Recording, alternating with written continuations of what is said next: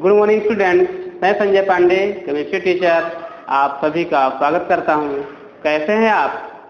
मैं उम्मीद करता हूं आप अच्छे होंगे, घर में होंगे, स्वस्थ होंगे और अच्छे से पढ़ाई भी कर रहे होंगे। क्या सत्य है बच्चों? सही? मैं जो थिंकिंग लगा रहा हूं क्या सत्य है?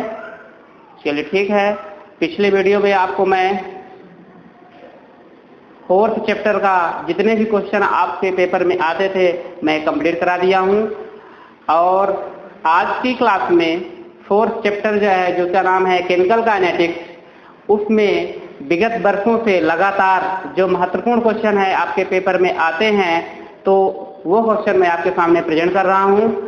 कम से कम कुछ तो नहीं करना है, तो जितने मैं क्वेश्चन दे रहा हूं इन क्वेश्चनों को आप 100% कंप्लीट कर लीजिए और आपका मार्क्स 100% आएगा।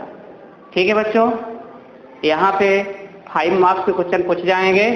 कितने नंबर के आएंगे? मैक्सिमम मार्क्स कितने होंगे? 5। तो कैसा पूछा जाएगा? 4+1। ठीक है। 4th चैप्टर से आपका कितने नंबर? 5 मार्क्स के क्वेश्चन पूछे जाएंगे, जिनमें से 4 नंबर का एक आपका बड़ा क्वेश्चन रहेगा और एक ऑब्जेक्टिव क्वेश्चन रहेगा। तो मैं आपके सामने वो क्वेश्चन प्रेजेंट करने वाला हूं जो पेपर में आपके पूछे जा चुके हैं और आप भी इन्हें तैयार कीजिए और अच्छे से पढ़िए। जो क्वेश्चन मैं आपको लिखा रहा हूं, ये क्वेश्चन आप 100% आप अपनी कॉपी में नोट कर लीजिए और इनमें से ऐसे क्वेश्चन है जो कई बार क्वेश्चन पेपर में आ चुके हैं। तो चलिए रेडी हो जाइए और आप क्वेश्चन को लिखना शुरू कर दीजिए। तो पहला क्वेश्चन हमारा है, अभिक्रिया की कोट किसे कहते हैं? उदाहरण दीजिए।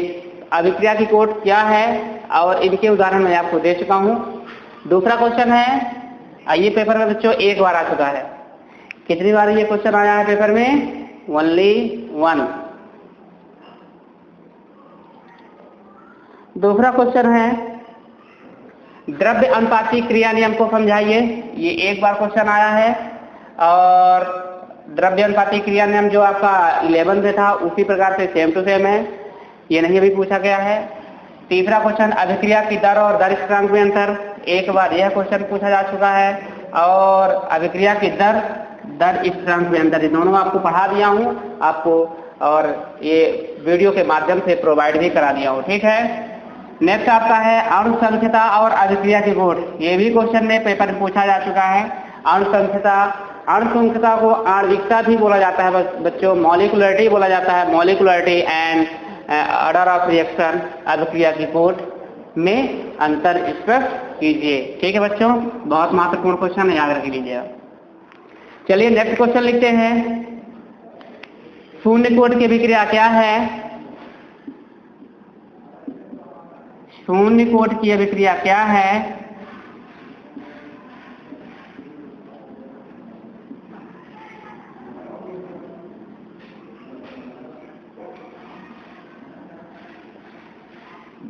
क्या है? व्यंजक व्युत्पन्न कीजिए। व्यंजक व्युत्पन्न कीजिए।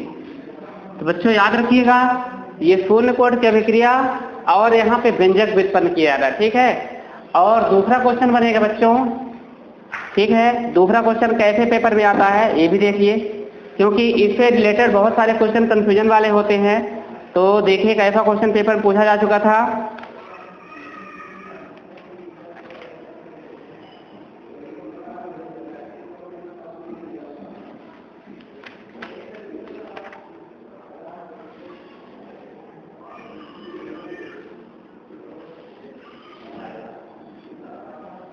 इसी तरह से एक क्वेश्चन इसका और बनता है, क्वेश्चन नंबर 6, क्योंकि इसमें क्वेश्चन आपका बढ़ता जाएगा लेकिन क्वेश्चन आपका एक दूसरे से रिलेटेड रहेगा। शून्य कोट की अभिक्रिया क्या है? तो आपका हो जाएगा शून्य कोट की अभिक्रिया क्या है? यह व्यंजक व्युत्पन्न करने नहीं के लिए लिखना है, बल्कि अर्ध आयुकाल के लिए, अर्ध आयु काल के लिए शून्य कोटि की अभिक्रिया क्या है? अर्धायुकाल के लिए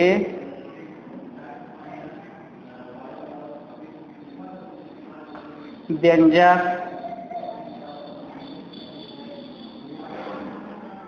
व्युत्पन्न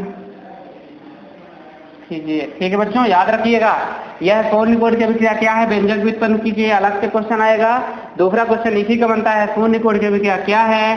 अर्धायुकाल के लिए व्यंजक व्युत्पन्न, यानी अर्धायुकाल के लिए जब व्यंजक पूछा जाएगा तो आप याद रखिएगा शून्य कोटि की अभिक्रिया के लिए अर्धायुकाल। ठीक है, शून्य कोटि की अभिक्रिया के लिए अर्धायुकाल का व्यंजक व्युत्पन्न कीजिए, या क्वेश्चन कैसे बन सकता है? शून्य कोटि की अभिक्रिया क्या है? अर्धायुकाल के लिए व्यंजक व्युत्पन्न कीजिए। ठीक है बच्चों, तो ध्यान दीजिएगा, क्योंकि शून्य से कोटि है तो याद रखना यहाँ पे शून्य कोटि का अर्धायुकाल निकालना है। ठीक है, दोनों क्वेश्चन एक साथ नहीं आएगा। नेक्स्ट क्वेश्चन आपका है 7 नंबर। 7 नंबर आप लिखिए,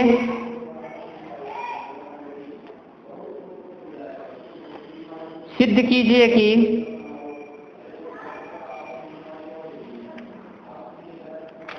नहीं, पहले आप कौन सा क्वेश्चन लिखेंगे? प्रथम कोटि की अभिक्रिया। प्रथम कोटि की अभिक्रिया क्या है? व्यंजक व्युत्पन्न कीजिए। क्वेश्चन नंबर 7, प्रथम कोटि की अभिक्रिया क्या है? व्यंजक व्युत्पन्न कीजिए। यहाँ पे पूछा जा चुका है प्रथम कोटि की अभिक्रिया किसे कहते हैं? व्यंजक व्युत्पन्न कीजिए। ठीक है बच्चों, याद रखिएगा, ये हमारा क्वेश्चन।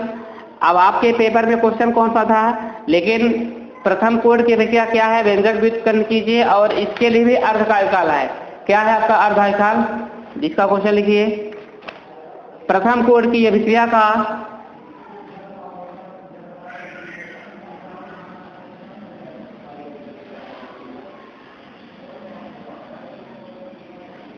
क्वेश्चन नंबर 8, प्रथम कोटि की अभिक्रिया का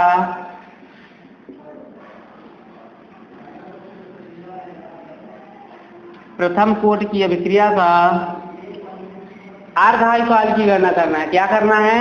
प्रथम कोटि की अभिक्रिया के लिए अर्धायुकाल, प्रथम कोटि की अभिक्रिया के लिए अर्धायुकाल की गणना,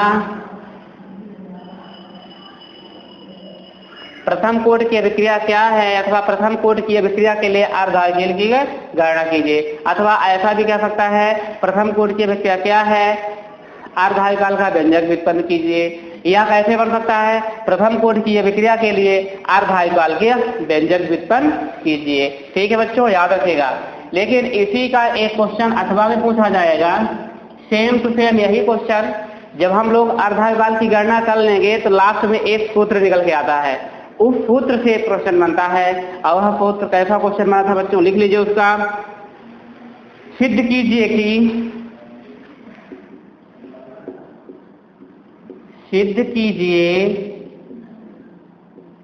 कि ठीक है, सिद्ध कीजिए कि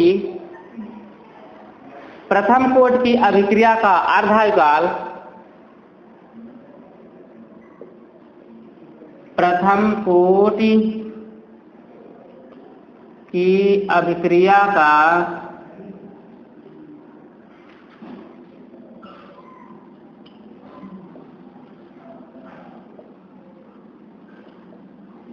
सिद्ध कीजिए कि प्रथम कोटि की अभिक्रिया का अर्धायुकाल अभिकारक के प्रारंभिक सांद्रण पर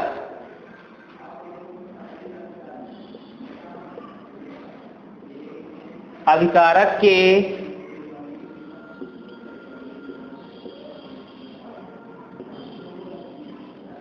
प्रारंभिक सांद्रण, सिद्ध कीजिए कि प्रथम कोटि की अभिक्रिया का अर्धायुकाल अभिकारक के प्रारंभिक सांद्रण पर निर्भर नहीं होता। प्रारंभिक सांद्रण पर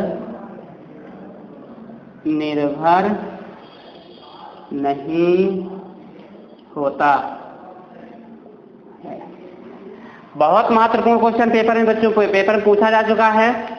क्या हुआ था, यह शून्य कोटि की अभिक्रिया के लिए अर्धकाल की गणना ना सीधा क्वेश्चन ना पूछ करके इन्होंने यह क्वेश्चन पूछा जा चुका था। इस क्वेश्चन को नाम से पूछा गया था और आपको कब पूछा गया था बच्चों, 2019 में यह क्वेश्चन पूछा गया था, यानी पिछले वर्ष यह क्वेश्चन पूछा जा गया।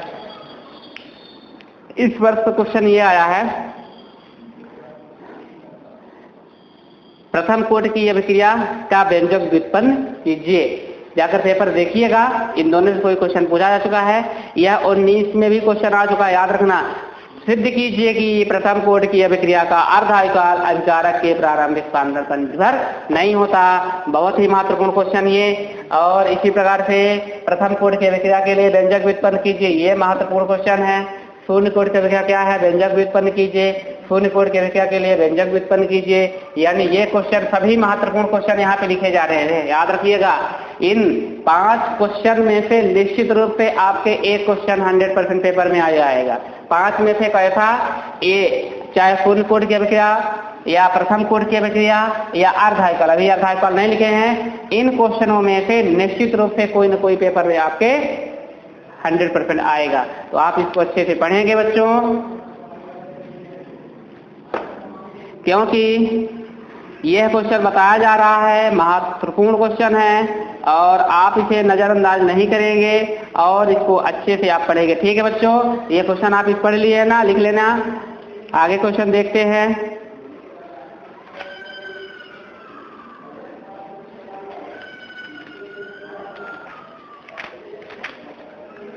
एक क्वेश्चन और है,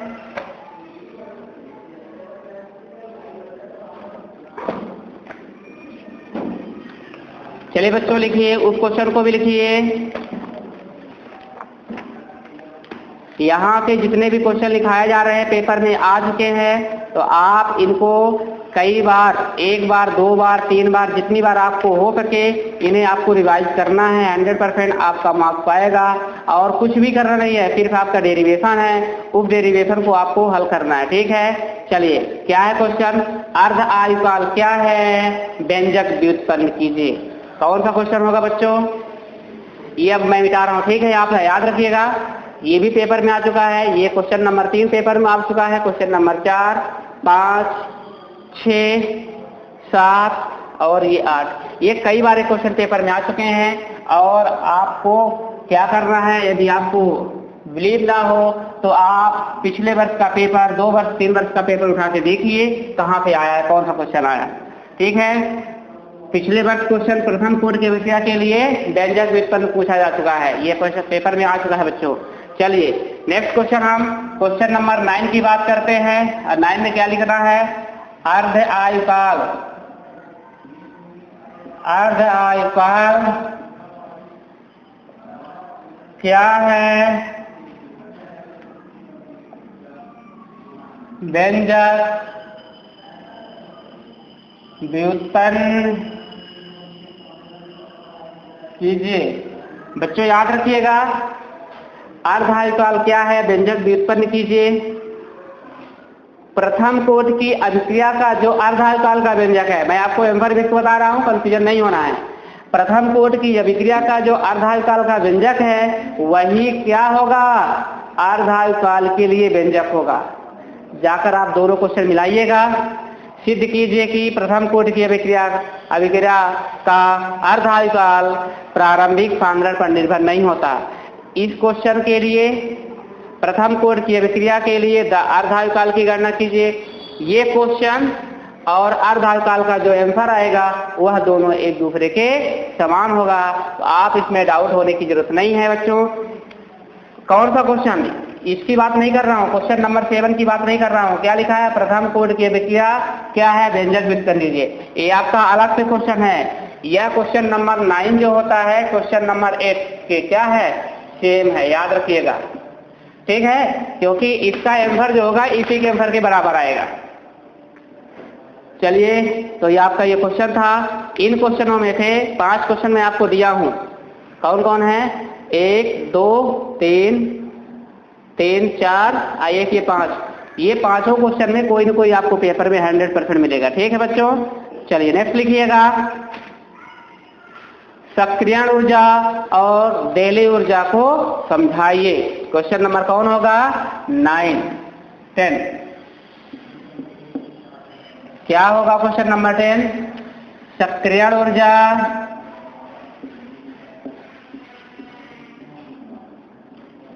और देली ऊर्जा को समझाइए। ये पेपर में क्या होगा? ये भी क्वेश्चन पेपर में आ चुका है, सक्रिय ऊर्जा, देली ऊर्जा, तो इनको आप अच्छे से याद करेंगे। ठीक है, ये आपका 2-2 करके पूछा जाएगा। कैसे प्रश्न पूछा जाएगा? 2+2 के नाम से पूछा जाता है। नेक्स्ट क्वेश्चन, आर्यनफ समीकरण क्या है? सूत्र लिखिए। क्वेश्चन नंबर 11,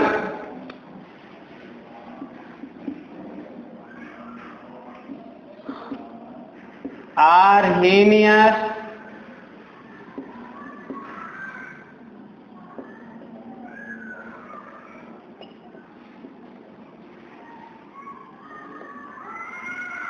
क्या है? मतलब आर्हेनियस समीकरण किसे कहते हैं?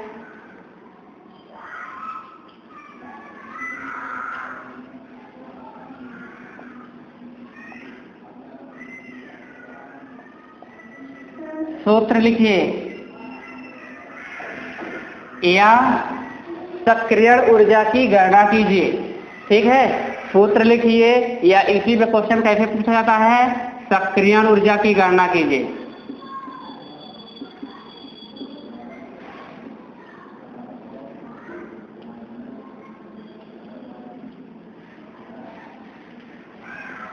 अभी तक तो ये पूछा जा चुका है आर्यनफ समीकरण क्या है, सूत्र लिखिए। आपको याद है बच्चों, K बराबर A minus T upon RT, वही आर्यनफ समीकरण है। और अगर सूत्र व्युत्पन्न करने के लिए पूछा जाएगा तो सक्रियण ऊर्जा की गणना भी मैं आपको करवा दिया हूँ, आप उसको अच्छे से पढ़ेंगे। चलिए नेक्स्ट क्वेश्चन बच्चों, साल भर बात करते हैं। ये समझ में आ गया रहा, इसको मिटा दूं। चलिए बहुत अच्छा, इन क्वेश्चनों को आप अच्छे से तैयार कर लीजिएगा और 100% बच्चों पढ़ लेंगे। कम से कम ये जो बीच के प्रश्न दिए हैं डेरिवेशन वाले, इन डेरिवेशन को 100% पढ़ना है बच्चों, क्योंकि पेपर में कोई न कोई आएगा। और ये अभिक्रिया की कोट से छोटे प्रश्न होते हैं, ये तो मान के लिए इसको हम नहीं कह सकते, लेकिन जो डेरिवेशन है वो निश्चित रूप से पेपर में आएगा। ठीक है, नेक्स्ट क्वेश्चन हमारा है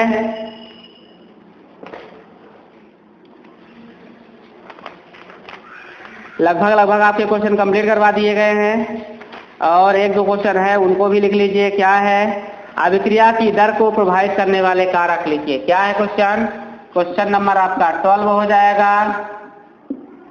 अभिक्रिया की दर को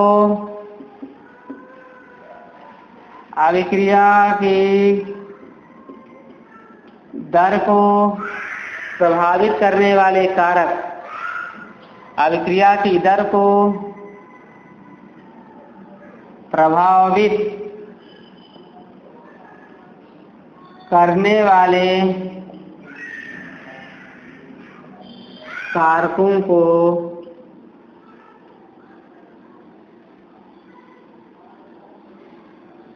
लिखिए। अभिक्रिया की दर को प्रभावित करने वाले कारकों को लिखिए। और एक क्वेश्चन आपका 13 है। इन 13 क्वेश्चन में लास्ट में कौन सा क्वेश्चन होगा?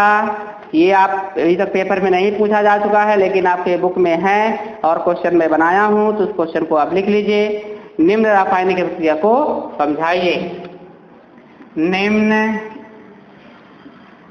रासायनिक अभिक्रिया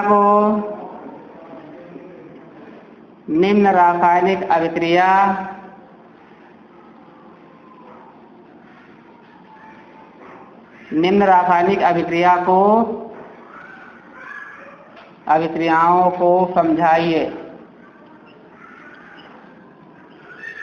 वो कौन सी रासायनिक अभिक्रियाएं बच्चों? पहला पॉइंट होगा तीव्र अभिक्रियाएं। क्या है?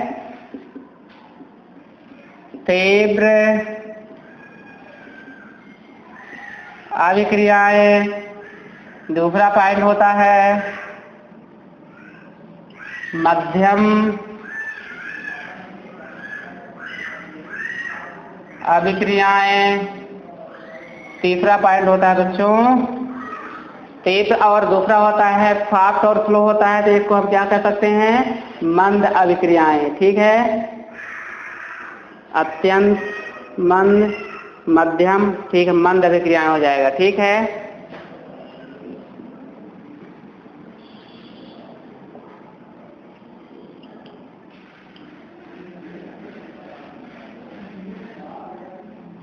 तो ये हमारे 13 क्वेश्चन है बच्चों।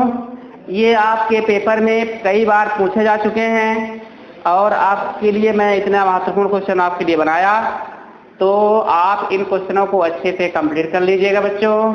सभी क्वेश्चन कितने नंबर के आएंगे, 4 मार्क्स के आएंगे।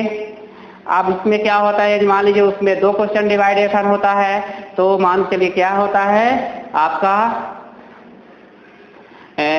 अलग अलग 2 मार्क्स किया जाते हैं। जैसे यहाँ पे क्या लिखा है, अर्ध आयुकाल क्या है, व्यंजक व्युत्पन्न, यानी अर्ध आयुकाल की परिभाषा हो जाएगी, व्यंजक का 2+2 के नाम पे पूछा जा सकता है। ठीक है, वो डिवाइडेशन अपने तरफ से किया जा सकता है बच्चों। लास्ट क्वेश्चन आपका है 14 क्वेश्चन, और वह कैसा होगा, ऑब्जेक्टिव टाइप का। ठीक है बच्चों, तो उसके लिए आप क्या लिखेंगे, अभिक्रिया की कोटि क्या होगा, यानी अभिक्रिया की कोटि क्या है, प्रथम, द्वितीय, तृतीय और शून्य। लिख लीजिए इस क्वेश्चन को। एक बार ये क्वेश्चन पूछा जा चुका है आपका 12 में, 2012 में ये क्वेश्चन आ चुका है। क्या लिखा है, अभिक्रिया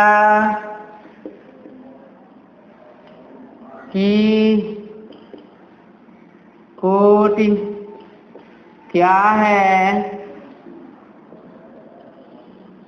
प्रथम, द्वितीय, तृतीय और शून्य।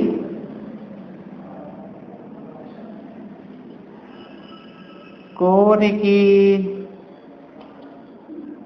इकाई, यूनिट लिखिए। ठीक है बच्चों, अभी यहाँ पे 2 इकाई छूट रही है, कौन कौन सी, प्रथम कोटि की अभिक्रिया इकाई हो गई, द्वितीय कोटि की इकाई हो गई, प्रथम, द्वितीय और प्रथम, द्वितीय, तृतीय और शून्य कोटि की इकाई। एक में आपको क्या है, सांद्रता,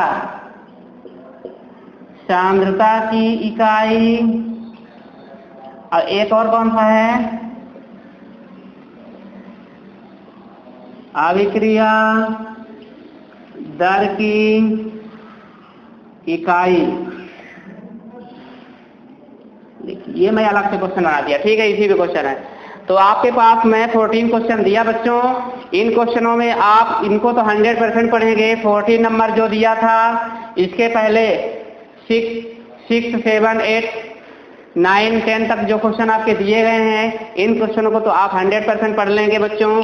ठीक है, इसके लिए ये आपका जो अभिक्रिया की दर को प्रभावित करने वाले कारक है, ये आपको क्या करना है, सिर्फ आपको पॉइंट याद करना है। क्या, पॉइंट।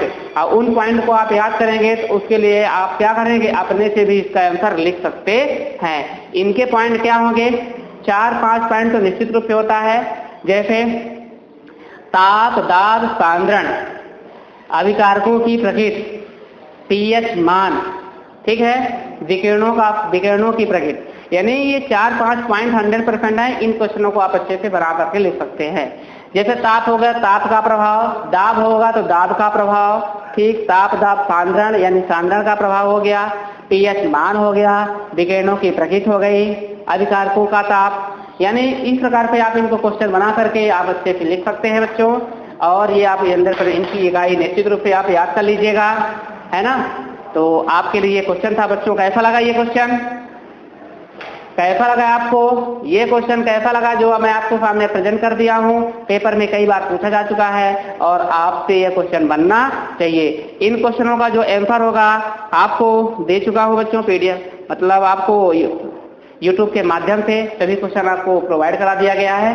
आपसे सिर्फ एक उम्मीद है कि यह क्वेश्चन आप अच्छे से पढ़ें, समझें और यदि आपको यह अच्छा लगता है निश्चित रूप से अपने नोट्स में लिखें। ठीक है बच्चों, समझ में आ गया? आई होप आप समझ गए होंगे और आपसे अगर पूछा जाता है तो आप जवाब देने के लिए रेडी रहेंगे। यदि यह वीडियो आपको अच्छा लगे तो निश्चित रूप से अपने मित्रों को जरूर भेजिए बच्चों, क्योंकि आपकी एक लाइक से यह क्या होगा, इसका इम्प्रेशन बढ़ जाएगा। तो आप निश्चित रूप से इसको क्या करें, लाइक करें, सब्सक्राइब करें और अपने मित्रों को भी सेंड कीजिए। ठीक है बच्चों, थैंक यू, गुड डे।